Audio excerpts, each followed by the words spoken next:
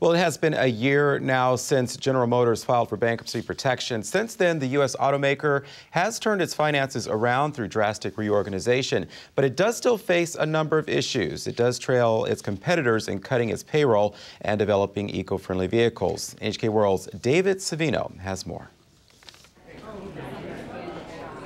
Right after the filing last year, GM saw its monthly units sold plunge over 30% compared with 2008. But sales for June this year recovered, showing an increase of over 10%. GM's move to add small, fuel-efficient models to its lineup of large vehicles struck a chord with consumers, as gasoline prices stayed high. I mean, the quality of cars, I think, is a lot nicer. I think, that even in the new Buicks, the LaCrosse, they did a nice job with those cars. So hopefully we'll be in one of them. Fresh chicken breast. Chicken cutlet. As part of its revitalization, GM made a priority of opening up more to customers and also listening to what they have to say. Several dealerships in Philadelphia, Pennsylvania hosted special customer days complete with barbecues, test drives, and open access to GM executives. Look around, you can see they care about the customers. I mean, this is a spectacular day they got going on here. This is born in Germany. The executives listened carefully to their guests, trying to understand what types of cars they were really looking for. It has learned from its past mistake of not trying to push big, high-margin vehicles on customers in search of larger profits. We can understand each other better and then working together reach out to customers that we haven't touched before so that we can expose them to exciting new products that we have so we get off on the right foot with the brand in this market. GM is also investing resources into designing next-generation vehicles to take advantage of this new but growing product category. Chief Executive Ed Whitaker appeared in the Chevy Volt, the automaker's new electric offer.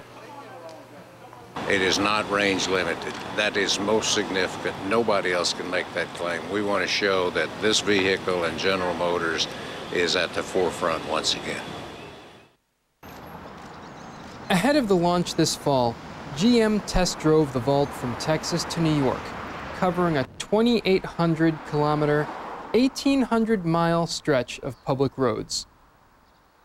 GM had timed the test drive so the car arrived in New York on July 4th, U.S. Independence Day. That's a symbolic gesture, and GM hopes this may be its moment for a successful rebirth.